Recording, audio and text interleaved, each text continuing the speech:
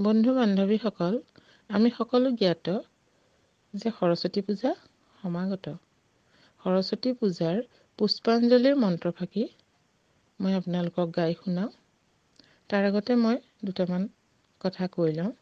সৰস্বতী পূজা এইবাৰ ফাগুনৰ 1 তাৰিখ 14 ফেব্ৰুৱাৰী বুধবাৰে পৰিছে, কিয়নো প্ৰতি বছৰে মাঘ মাহৰ শুক্লা পঞ্চমী তিথিত পৰে। এই বছৰত মল্লমাস পৰাৰ কাৰণে তিথিবিলাক অলপ ইফাল সিফাল হ'ল, সেইকাৰণে মাঘ মাহত শুক্লা পঞ্চমী তিথি নিমিলিল। পক্ষটো মাঘৰ পৰাই আৰম্ভ হৈছে আৰু ফাগুনৰ 1 তাৰিখে শুক্লা পঞ্চমী তিথি পৰাৰ কাৰণে সেইদিনাই সৰস্বতী পূজা এইবাৰ মিলিছে। বুধবাৰে ৰাতি 6:03:46 পঞ্চমী তিথি আছে। মঙলবাৰে ৰাতি 8:12:20 যোৱাৰ পিছৰ পৰা পঞ্চমী তিথি মিলিছে। বুধবাৰে গোটেই দিনটো আছে, বৰ সুন্দৰ দিন।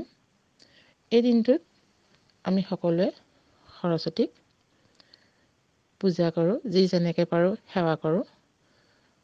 অকল ছাত্ৰ ছাত্ৰীসকলেই যে সৰস্বতীক পূজা কৰিব লাগে সেয়া নহয়, আমি সকলোৱে সৰস্বতীক সেৱা কৰিব লাগে, কিয়নো বছৰেকত এবাৰেই মাথো আমি সৰস্বতী পূজা পাতোঁ। প্ৰতি মুহূৰ্ততে আমাৰ লগত আছে সৰস্বতী।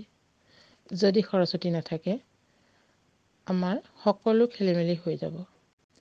আমি যদি কিবা হিচাপ কৰিব নাজানো, দোকানলৈ বজাৰ কৰিবলৈ যাওঁ বা অন্য কিবা, প্ৰতি মুহূৰ্ততে মুঠতে সকলোকেই আমাক সৰস্বতী লাগিব।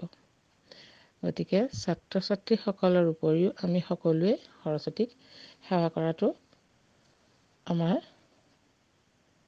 কৰ্ম। আৰু আমি সকলোৱে ল'ৰা ছোৱালীক এই বিষয়ে শিকাই ৰাতিপুৱা গা পা ধুই ঘৰ দুৱাৰ মুচি কাচি সকলোখিনি সুন্দৰকৈ পৰিপাতি কৰি পঢ়া টেবুলখনত আপোনালোকে ল'ৰা ছোৱালীক কিতাপকেইটা সামৰি চাফা কৰিবলৈ ক'ব।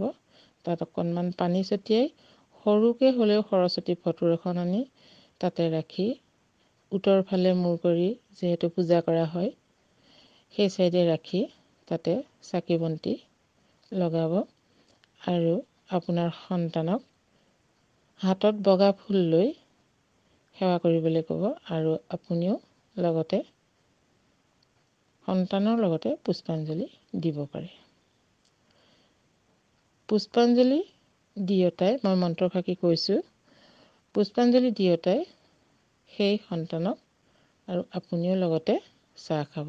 আমি এই ধৰণেই কৰোঁ আচলতে। আৰু কি, যেনেকৈ শিকাব তেনেকৈ সন্তানো আগবাঢ়িব। ইয়াৰ পিছত সেই দিনটোত আপোনালোকে সকলোৱে নিশ্চয় জানেই, আমি সেইদিনা অন্ন নাখাওঁ।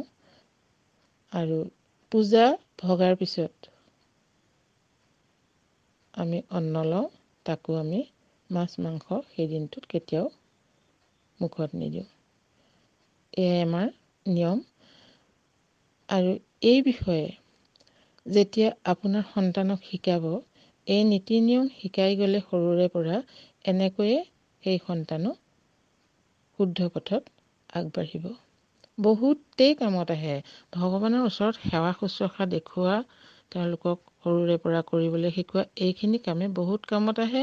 তাৰ লগতেই কিন্তু আৰু এটা কথা, আপুনি 24 ঘণ্টাৰ ভিতৰত প্ৰত্যেক দিনে আধা ঘণ্টা সময় হ'লেও বন্ধুসুলভ কথা পাতক আপোনাৰ সন্তানৰ লগত। কেতিয়াও আপোনাৰ ওচৰৰ পৰা সন্তান এটা শব্দও নোকোৱাকৈ আঁতৰি নাযায়। যিহেতু যুগৰ পৰিৱৰ্তন। এতিয়া মই মন্ত্ৰফাঁকি গাই দিওঁ। নমো নমামি সৰ্বদেৱানাং বৰদাসী হৰিপ্ৰিয়ে জাগতিস্তং প্ৰপনামং স্বামী ভূয়া তদৰ্শনা এতানি গন্ধ পুষ্পানি নমো শ্ৰী সৰস্বতী দেৱায় নমঃ। মই আকৌ এবাৰ গাই দিছোঁ। নমো নমামি সৰ্বদেৱানাং বৰদাসী হৰিপ্ৰিয়ে জাগতিস্তং প্ৰপনামং স্বামী ভূয়া তদৰ্শনা এতানি গন্ধ পুষ্পানি নমো শ্ৰী সৰস্বতী দেৱায় নমঃ। এই মন্ত্ৰফাঁকি হাতত বগা ফুল লৈ গাব আৰু গাই শেষ হোৱাৰ পিছত প্ৰথমবাৰ ফুল সৰস্বতী ফটোত দিব, আকৌ ফুল ল'ব, আকৌ মন্ত্ৰফাঁকি গাব। এনেকৈ 3বাৰ ফুল দি সেৱা কৰিব। সন্তানকো শিকাব। নিশ্চয় ভাল হ'ব আপোনাৰ সন্তান।